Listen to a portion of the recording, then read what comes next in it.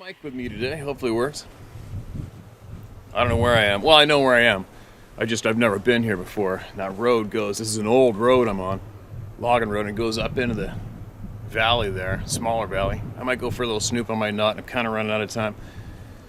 I went farther up the main line than I did a couple days ago, but I had to do a lot of stuff at home before I left to go on my mini adventure, so I'm gonna have to cut this adventure to this distance from home because we got guests and I gotta be home for dinner. But anyway, lots going on in the world, isn't there? And a lot of people emailing in. Hopefully I got time to do a couple of these because I got an email here that's a fairly lengthy one from somebody who's done a lot of digging. But I have a feeling I should probably share that on the Rumble channel because I don't think the bought and paid for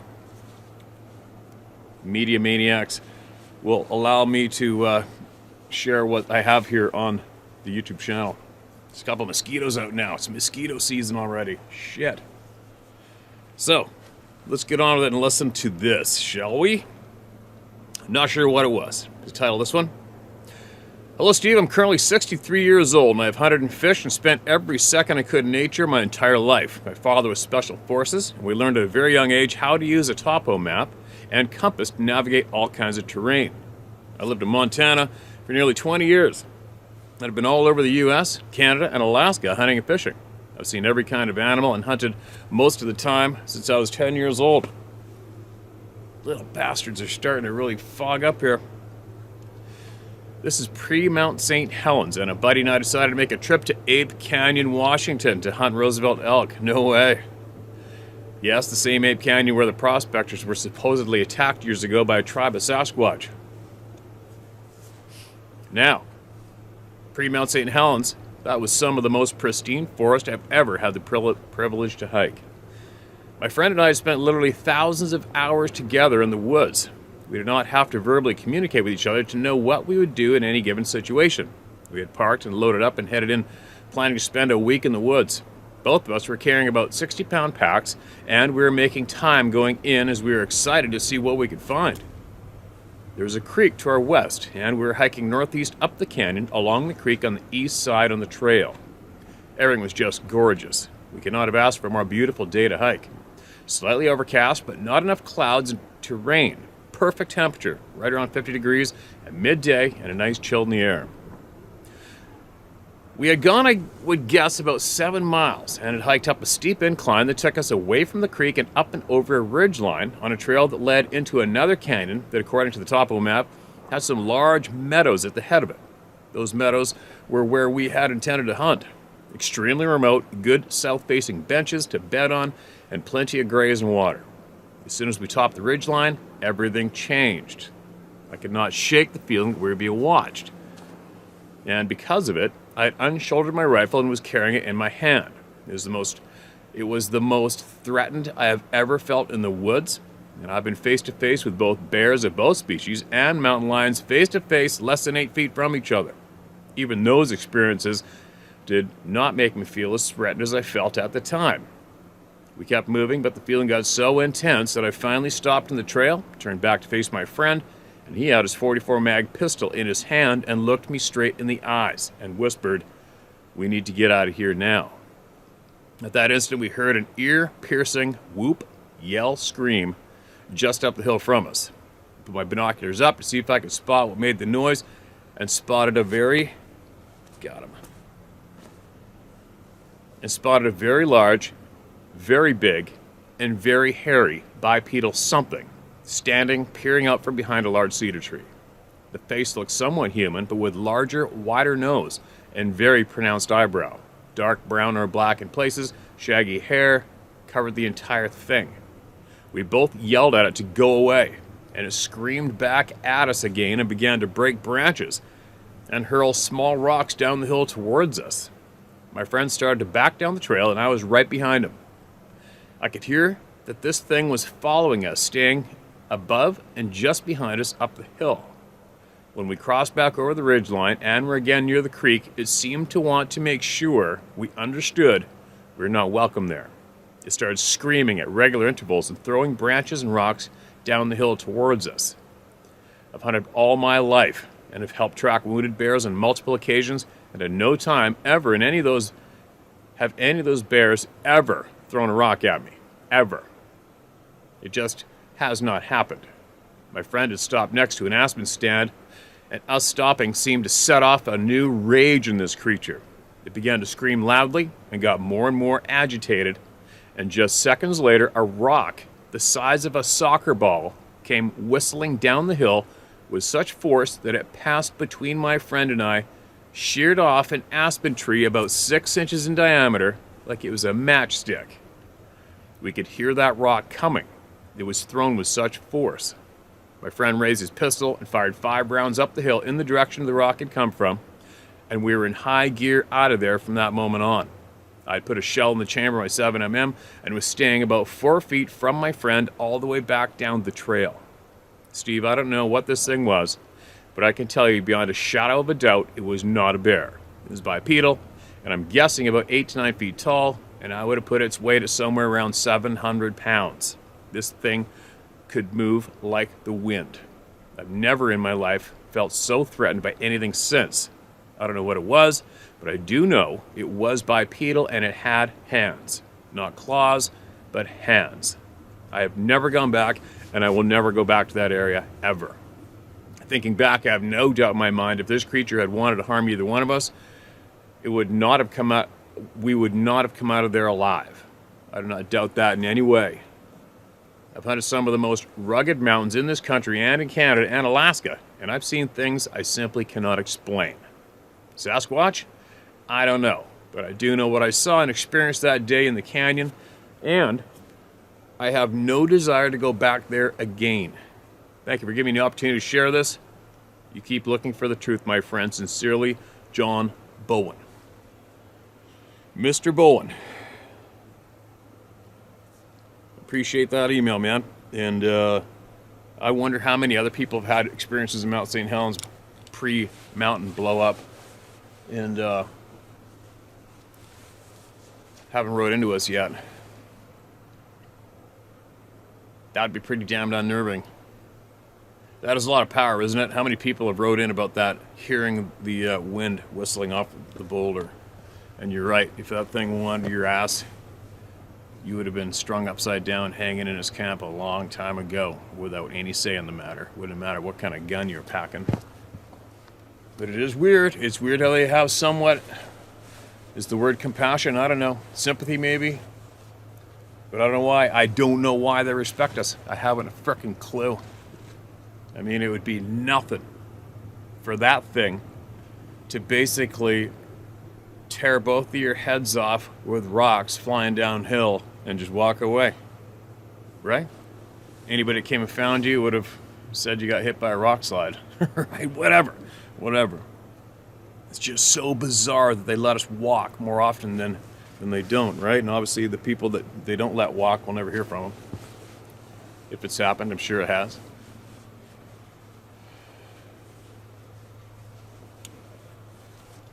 I wonder if your buddy, you didn't mention if you and your buddy still hunted. I'm guessing you probably do. It's pretty intimidating. Thanks again for sending that in. I hope it helped somewhat hearing your story shared with all the people here. That's the experience that I don't want, is that one. You know what I mean? I don't want one of my favorite places ruined from that. Although I keep tempting myself, don't I? Right? I keep throwing up the opportunity for something to happen all the time while I'm doing this shit and more. Whatever is what it is. Thanks again for sending that in, man. And if you come across anything else, make sure you send it our way, all right? If you think it'll help us or somebody else. All right, this is titled, Thank You. Thank you, Steve. Because of your channel, my family is sharing experiences we had kept from each other. Well, isn't that good? God, I'm getting eaten alive, all right? It's not a nervous tick, it's mosquitoes. Also, because of your channel, like others, I realized how many times something curious I'd seen or heard is now explained. I've learned so much from the people who shared their experiences. That was a great sentence to share here. Also, the recommendations for Scott Carpenter and David Pilatus, letters from Bobby Short, and The Secret Kept from the World. I've only known your channel for a little more than a month, and it's been a ride. I'll tell you what, it's been a ride. I turned to the internet after the encounters I had here in Arizona. It wasn't the first time, but that was in the north. Washington, Wyoming, and Colorado. Always in the tall pines. I figured I was safe in the deserts of Arizona. 1 year ago, Roosevelt Lake, I was driving home from shopping in Globe. It's a beautiful wild country, all part of the Tonto National Forest. It was about 10 at night and black as blackout. As I was approaching the Young Road cutoff, I could see the headlights of the car coming towards me. It appeared that something big walked in front of the lights. I slowed down because we have deer and elk. We had huge wildfires that summer and the one before, so the game had come down from the surrounding mountains in droves. When I got closer, it seemed odd, but the car was stopped, and then suddenly turned up Young Road and stopped again on the shoulder. I scanned for injured deer or elk, but that's not what I saw. The headlights of the other car illuminated the red-haired giant walking off the road into the brush. I knew instantly what I had just seen. I didn't stop, and I was shook to the core. I thought, what are those fools in that other car doing? Stopping? I couldn't get home fast enough, emptied the groceries, and brought my dog in from the car, shut all the windows, turned on all the lights, and never felt safe there again. You see, Young Road was only a mile from my house. That sucks. I moved 6 months later, no doubt. I'd mentioned to a friend, a state trooper, that I'd seen something and described it. He didn't respond the way I expected. Instead, he educated me on the different variations of hair color and which live where around us. And which live where around us. You probably meant and which live where around us. All right, there's a bit of a typo there. This is something they are taught to help them with their job in the wilds alone. I know this is long, but believe me, it's condensed from the 15 versions I've started to write. Thank you, and I hope this helps. Dolly Price. Dolly, thank you so much, and that was a short one, actually. You really condensed it down. Your family's sharing experiences, we kept it from each other. All right, if you got any more, and you want to share them with everybody here, go ahead and do it, all right? And especially, I am not interested in the locations myself. That's just me personally. I've learned enough to understand and realize that these beings can be anywhere at any time. So, but there could be other people that possibly live or work near the places that your family has had the experiences, and they would maybe possibly benefit from you sharing the rest of your stories. Maybe, right? If you want to, feel free. I'll read them. Or not. Well, thanks again for sending that in. How many people have moved, right? How many people have sold their place and moved after having that experience? All right, here goes another one. And another, and another, and another. Hi, Steve. I humbly ask that you don't use my name if you read this publicly. You got it. My wife and I own a property in rural Pennsylvania. It's around 100 acres and consists of a mix of woods, fields, large ponds, and wetlands, which also abuts large state forest areas, all with an abundance of wildlife. I spent my teenage years and adult life enjoying the outdoors, hunting, fishing, hiking, camping, etc. I've been in the near vicinity of grizzly bears in Alaska, black bears on the East Coast, and of course deer and many other animals, and fowl. I'm a veteran and former federal agent. I say only to emphasize that I do my best to approach things rationally and factually, examining and re-examining events, including what I'm about to describe. On the morning of September 12, 2021, just after 5 a.m., I distinctly heard 2 knocks on the sliding door to the trailer, which currently serves as home since we've not yet broken ground on our house. Keep in mind, the branches of a cherry tree have, over the last number of weeks, routinely dropped cherries on the roof of the trailer, along with an occasional branch. Our small dog doesn't even react to these routine noises. However, at the moment of the knocks, she began to bark, and I got up immediately. The knocks had that distinct sound of knuckles on glass. knocks with the slight sound of a ping of glass. I thought perhaps a friend of mine made his way to the trailer, possibly needing a ride home for an emergency or something. His wife had dropped him at the property the previous day.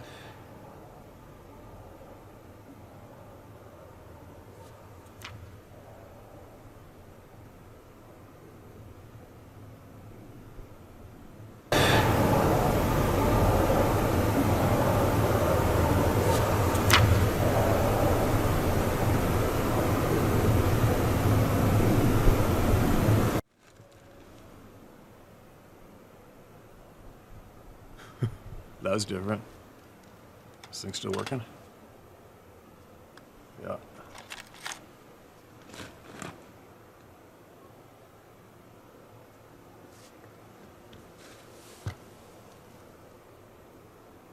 It's definitely different. Anyway, where was I?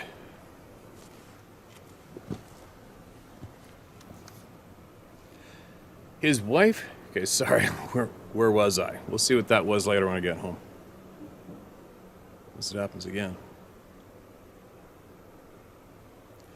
His wife had dropped him at the property the previous day, and he was staying in an RV about a quarter mile away. I put on a pair of shorts and went to the door and turned on the outside light. There was no one there.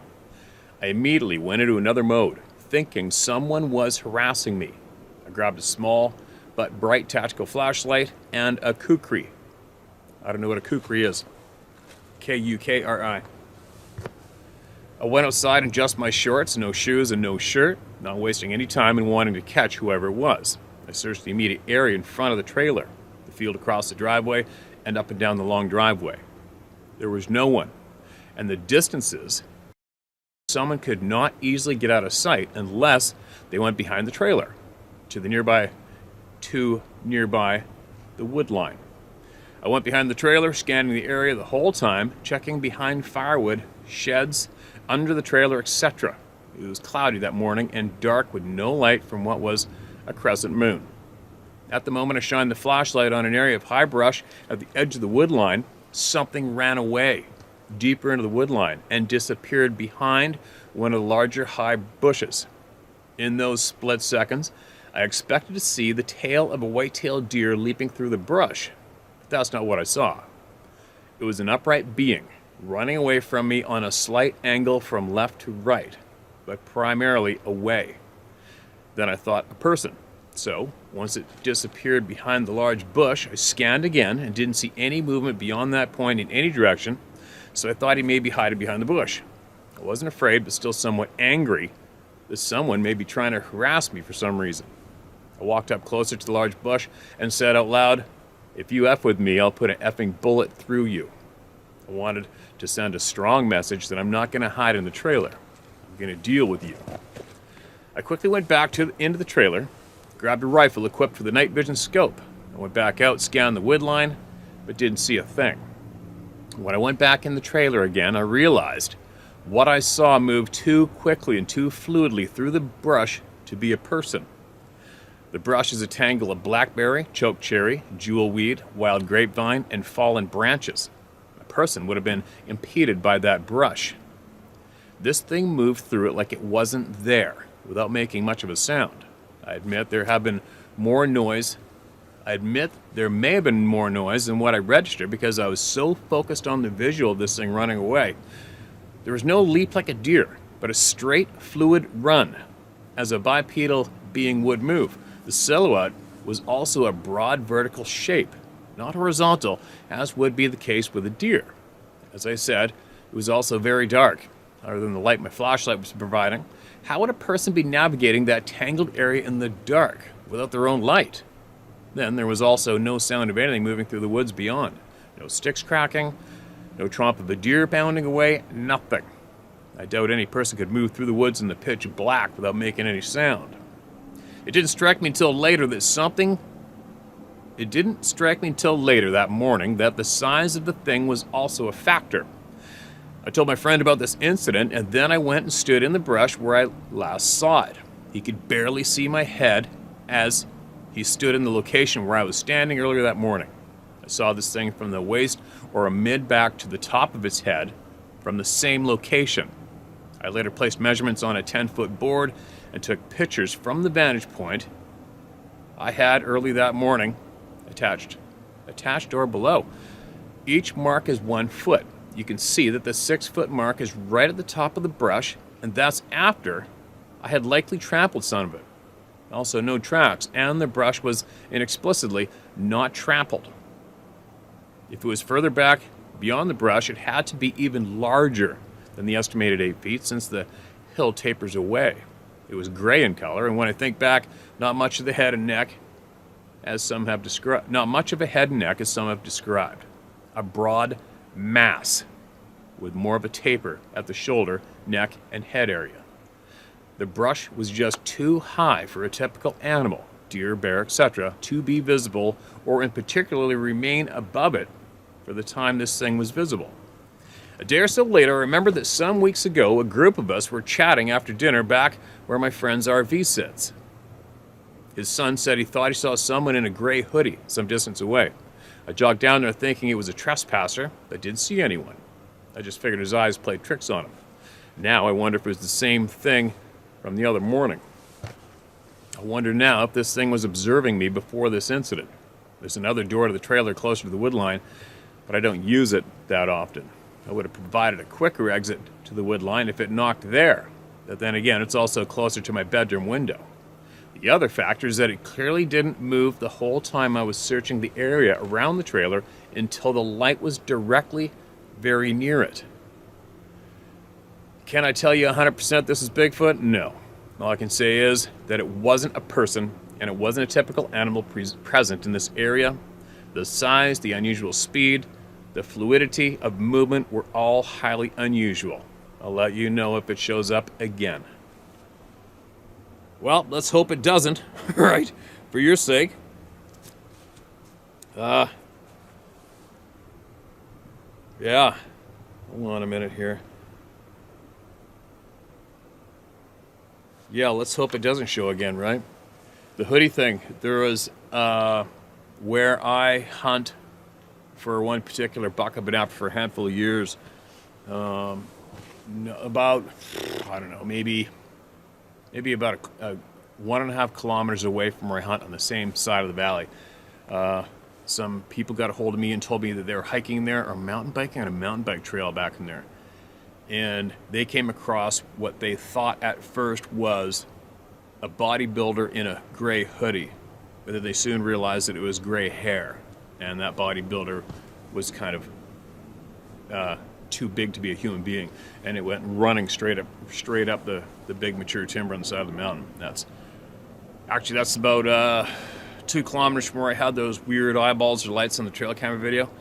And it's also the same distance where I found a footprint before, and also very near where I got screamed at one time when I was out on this point in first thing in the morning. And I was basically standing there looking across a draw.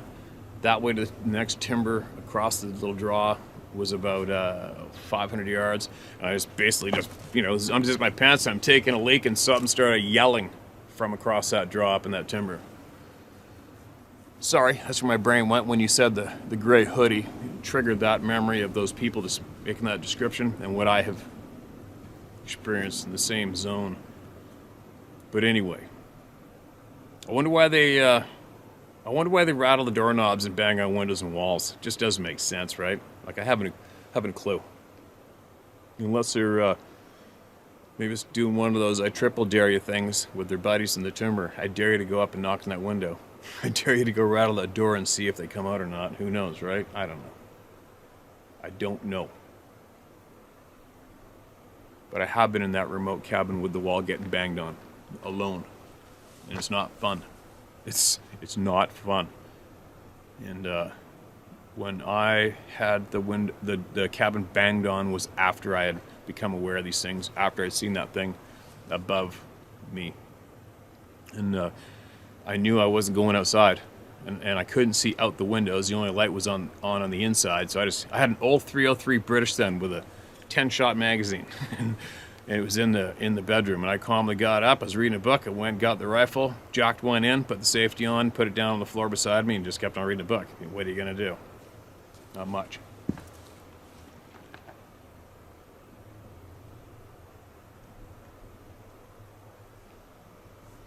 The rock's getting thrown.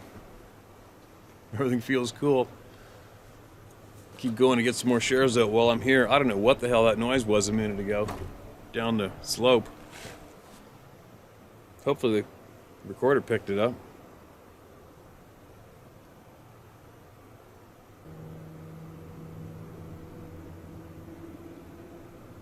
All right, here we go. Read this one. Sabe in Maine and U.S. citizen in Ukraine. All right, well, this is going to be interesting, isn't it? This is a long one. You know what?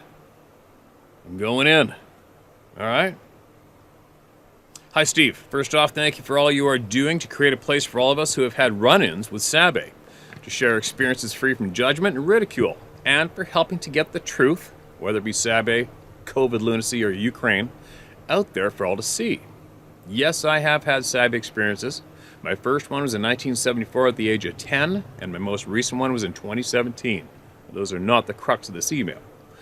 I'll send you a separate email detailing my frightening Sabe experiences. This email is about what's really happening in the Ukraine. All right. I really want to read this email. What I think I will do is share it on the Rumble, because I don't know what you're going to say, but it's probably going to be... it's probably not going to be left up on the YouTube channel, is it? So I will continue reading here, edit it out, and for all you that want to listen to the rest of this, I'll put the link to the Rumble video in the description below. All right? And then I'll carry on with another email of an experience out here right after. A little background on me. I am a grandma, a retired paralegal and former investigative reporter. My father worked intelligence for the CIA. I was born and raised in Maine, but at the tender age of 18, a very green and naive girl, I went to live with my father overseas in the Mediterranean region. I got a crash course in geopolitics and how to keep myself safe from human traffickers and anyone who may have a grudge against my father due to his type of work. At the time, I was very angry with my father. I thought he was a raging lunatic. He drilled into me that I must always know who is in front of me, in back of me, and to the sides of me, driving or walking, and to always look for an escape in the event someone is following me. We would wait 3 to 4 hours for the right table in a restaurant. He had to be in the back by an exit with his back against the wall. Basically, he had to have sight of all entry points, and he never made reservations. It was always a last-minute decision on where we were going to eat. It really pissed me off at the time, and I was quite vocal about it. I was a stupid, mouthy teenager girl. But now in my 50s, I understand my father's madness. I just wish he was still alive to thank him and to pick his brain. I'll be honest with you, Steve, this is a long email, so I'll give you a shortened version first with a few links, and then a more detailed version further below with all the supporting links. You decide what you want to share with the good folks who follow your channel.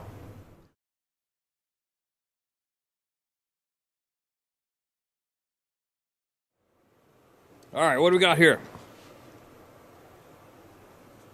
Man, I've been here a little while now. It's starting to get chilly. The sun's going down.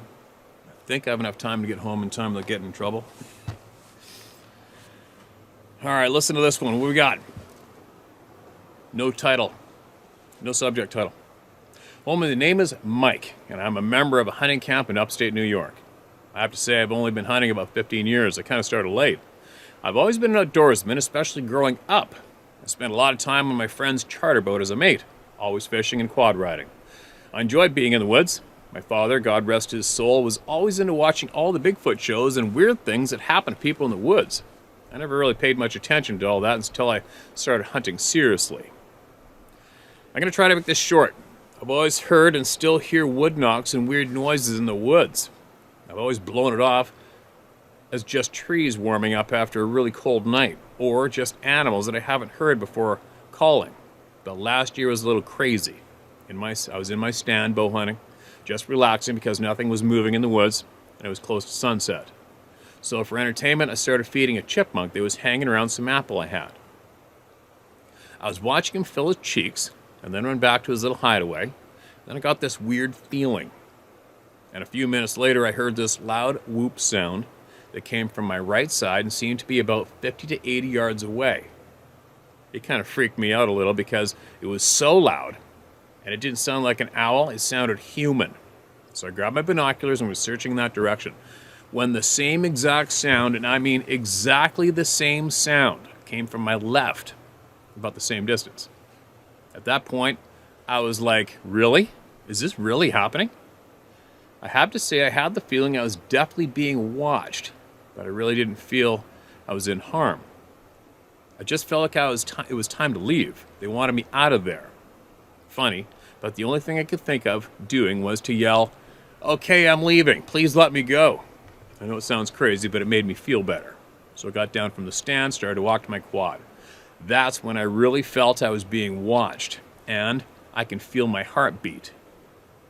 I never looked back, and just as I got on my quad and went back to camp, I never looked back and just got on my quad and went back to camp. I didn't tell my buddies until weeks after that, and we all started talking about the weird shit we all hear in the woods.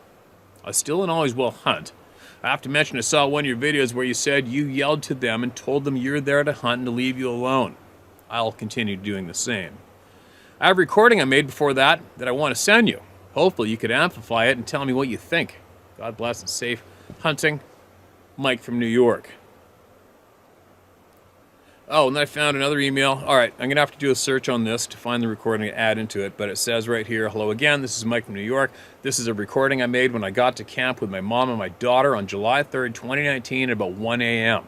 I have a few recordings that night, but I think this is the best one. It was going on for about 20 minutes all over the mountains, from the right side to the center and the left. I wanted to share this for a long time, but I didn't know who to send it to until you started sharing everyone's stories.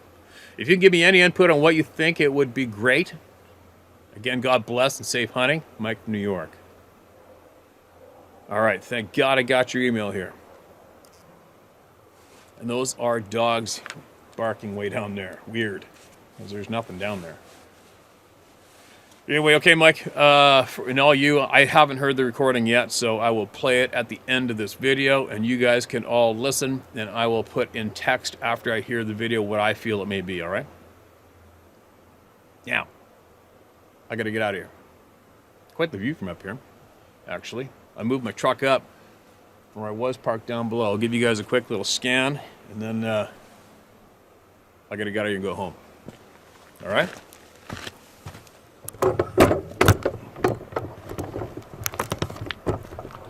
And here's what I've been looking at.